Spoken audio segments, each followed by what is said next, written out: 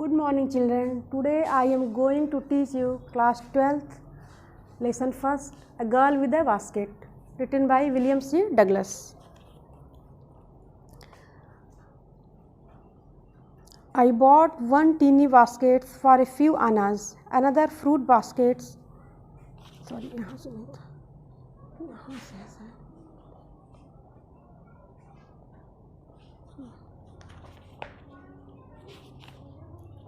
I bought one teeny basket for a few annas. कुछ आना में मैंने एक छोटी सी टोकरी खरीदी. Another fruit basket for a bit more. और दूसरी फल की टोकरी कुछ अधिक में. A beautiful waste paper basket for a rupees. और ₹1 में एक सुंदर सी वेस्ट पेपर रद्दी पेपर की कागज़ की टोकरी खरीदी मैंने. A lovely swing basket for a rupees. ₹1 में एक सुंदर सी सिलाई की सामान रखने वाली टोकरी खरीदा. A few fans for an annas. कुछ आना में कुछ पंखे खरीदे. Annas are 2. एक या दो आना में हमने कुछ पंखे खरीदे. My arms were filled and I had spent not 50 cents. मेरे हाथ भर गए थे सामानों से and I had spent not 50 cents. 50 Saint से भी अधिक मैंने खर्च नहीं किया और मेरे हाथ पूरी तरह से भर चुके थे. The children passed in shouting their wares. बच्चे पास से गुजर रहे थे, वे चिल्ला रहे थे अपने सामानों के बारे में. I was a prisoner. मैं कैदी था, completely पूरी तरह से. Surrounded, unable to move. और पूरी तरह से घिरा हुआ था. Unable to move. और मैं मूव नहीं कर सकता था, हिल नहीं सकता था. The most diligent, aggressive vendor was a beautiful girl of 9 right in front of me. बहुत ही प्रेशर दे करके बलपूर्वक जो अपनी बातों को कहने वाली जो लड़की थी, वो एक सुंदर सी 9 साल की लड़की थी. वो मेरे सामने खड़ी थी. She had a lovely basket with handle. Handle वाली एक सुंदर सी बास्केट टोकरी उसके पास थी. And she wanted ₹1.50 for it, or about 30 cents. और वह चाहती थी कि उसके ₹1.50 या फिर 30 सेंट्स के बदले उसे मैं ले लूँ. She was an earnest pleader. वह बहुत ही कातर दृष्टि से आग्रह कर रही थी. There were tears in her eyes. उसकी आँखों में आंसू थे. She pleaded and begged in tones that would wring any heart. She pleaded. वह प्रार्थना कर रही थी, begged और रिक्वेस्ट कर रही थी, अनुग्रह कर रही थी. In tones that would wring any heart. इस तरह से जैसे लग रहा था कि किसी भी हृदय को उसकी आवाज़ जो है वो द्रवित कर दे, दुखी कर दे. My arms were full. I had no room. मेरे हाथ भरे हुए थे. I had no room मतलब मेरे पास खाली जगह नहीं थी. Let along any need कि और मैं टोकरियाँ ले सकूँ.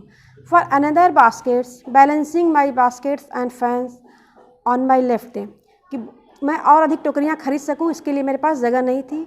Balancing my baskets अपने बास्केट्स को संतुलित करते हुए, टोकरियों को संतुलित करते हुए, एंड फैंस और पंखों को ऑन माई लेफ्ट आर्म अपने बाएं हाथ की तरफ. I reached into my right coat pocket and got a handful of change. I reached into my right coat pocket. मैं अपने कोट की दाहिनी पॉकेट की तरफ हाथ बढ़ाया. Got a handful of change और एक मुट्ठी चेंज निकाला, फुटकर पैसे. Perhaps 15 cents in all. शायद वो 15 सेंट्स पूरे थे. Which I deposited in the baskets that the young girl held imploringly before me.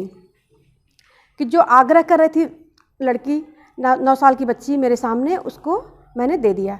I tried to explain that I could not buy the basket.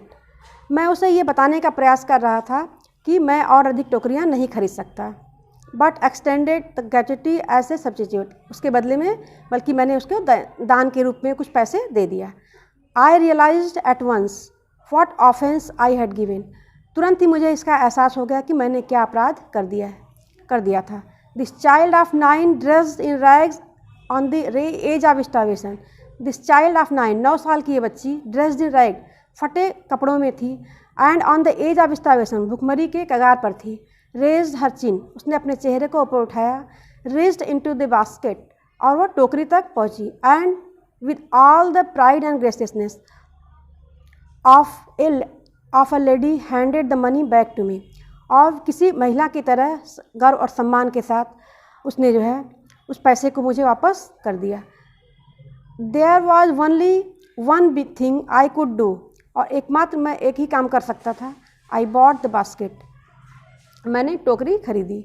She wiped her eyes, smiled and dash down the platform, उसने अपने आँखों के आंसू पोंछे और दौड़ती हुए platform से आगे, headed for some grass hut that would have at least 30 cents that night, वह घास से बनी झोपड़ियों की तरफ चली गई, दैट वुड हैव एटलीस्ट, और उसके पास उस रात जो है वो 30 सेंट्स थे। I told this story to prime minister Pandit Jawaharlal Nehru, मैंने ये कहानी प्रधानमंत्री पंडित जवाहरलाल नेहरू को बताई। I told him it was one reason I had fallen in love with India, और मैंने उनसे ये भी कहा कि यह एक कारण है जिसकी वजह से मैं भारत से प्रेम करता हूँ। द पीपल आई सा इन इंडिया, भारत के लोगों को मैंने देखा, those in the villages as well as in those in high office, चाहे वो गांव में रहने वाले हों या फिर बड़ी ऑफिसों में काम करने वाले हों, have both pride and lively sense of decency, उनमें जीवंतता की भावना है, गर्व और सदाचार के साथ साथ डिसेंसी एंड डिसिजनशिप, और नागरिकता के प्रति जीवंतता की भावना है। Have both pride and lively sense of decency, उनमें गर्व, और डिसेंसी मीन्स सद्व्यवहार या सदाचार, सिटीजनशिप नागरिकता, उनमें गर्व, सद्व्यवहार और नागरिकता के जीवंतता थी। They also have a passion for independence, उनको आज़ादी के, उनके पास उनके आज़ादी की तीव्र इच्छा उनमें थी। This beautiful child born in secular and poverty, यह सुंदर सी बच्ची जो कि गरीबी और गंदगी में पैदा हुई, uneducated in both grammar and manners, और वह अशिक्षित थी बॉथ ग्रामर व्याकरण और व्यवहार में। Have given me the glimpses of the warm soul of India, वह मुझे भारत के जीवंत आत्मा की एक झलक दे गई। थैंक्स।